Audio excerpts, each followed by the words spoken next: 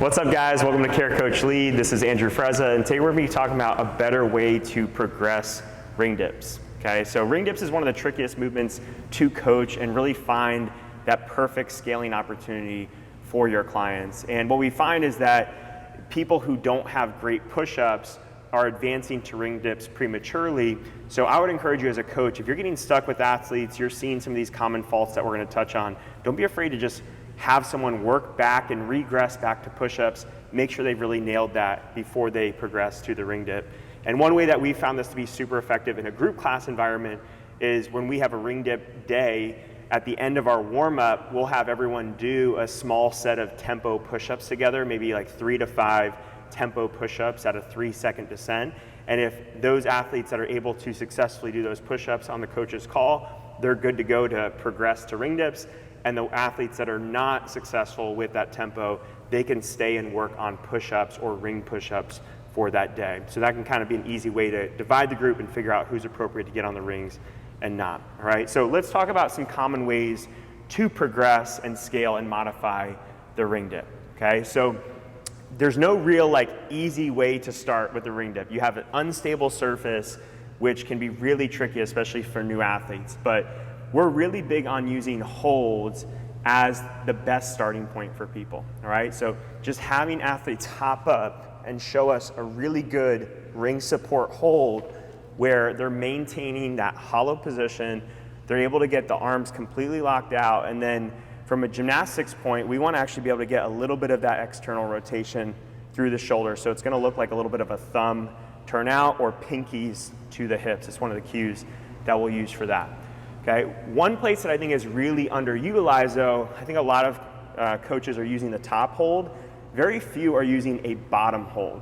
And this is where clients really struggle, because if you see a lot of athletes do ring dips, they get about 2/3 of the way down, maybe halfway down, and then they want to get back up because they're not comfortable at the bottom.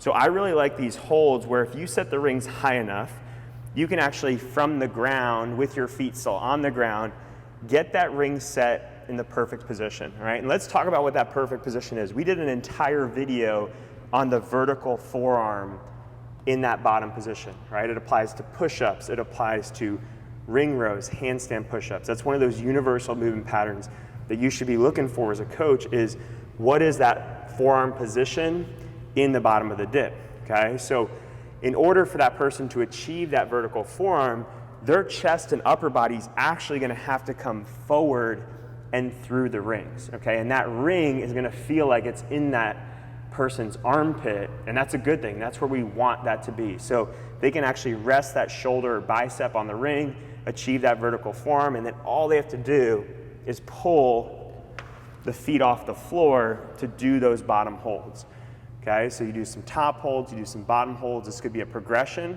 This could be part of a client's stimulus for that day. That is a custom scale that they're going to be doing on ring dip days. And if your clients are successful with those top and bottom holds, then we can add in the negative. So the negative, we're just going to be starting from the top, and then we're going to be finding that same bottom position we were just in. And where you're going to see a lot of clients go wrong here is they're not going to allow their chest and upper body to come forward. That elbow is going to go back instead of going staying really where it's supposed to be, staying in the same spot. The rest of the body should be moving almost around the forearm or around the ring, and that forearm should be staying in the same spot each time. Okay, another thing you're gonna see is that clients will tend to shrug at the top there, okay? So happens a lot with female clients, and a lot of them really aren't strong enough to get on the ring, so sometimes just cueing them out of that is not gonna be enough. But for some of them that are strong enough, it's a matter of getting them set at the top, get those shoulders down and back, and then go through the negative, seeing if they can maintain shoulders down and back. Okay, so I mentioned this idea of splitting up a class earlier. So if you have one part of the class on higher rings, you could have the whole other part of the class on lower rings, doing the same things with ring push-ups. So they could do a ring FLR hold at the top, they could do a bottom hold at the bottom, and they can do those same negatives with these low rings. And then you're gonna have a group that's always gonna be kind of in between. So if you have a group that has maybe 1 or 2 good ring dips, maybe they can do a negative or 2, but they can't really sustain in a workout, think about creating custom scales for that person. They're gonna do a ring support hold for 10 seconds and then a max set of ring push-ups, or however many reps the workout calls for. They're gonna do a bottom hold plus a set of ring push-ups. These are ways that you can progress them over time. Don't feel like you have to just choose one movement. Try to mix and match scales. Like I said, ring dips are one of the trickiest movements to scales and find that perfect progression. So think about using 2 movements to kind of get you the perfect fit for each client. And then the last thing I want to show you is utilizing boxes and a stable surface, okay? So just really simply, stable surfaces are going to be easier in general than an unstable surface. So if we can regress someone to a stable surface, they have a better chance of surviving. Now, when it comes to the Matadors, some of you guys have seen those Matador dip bars.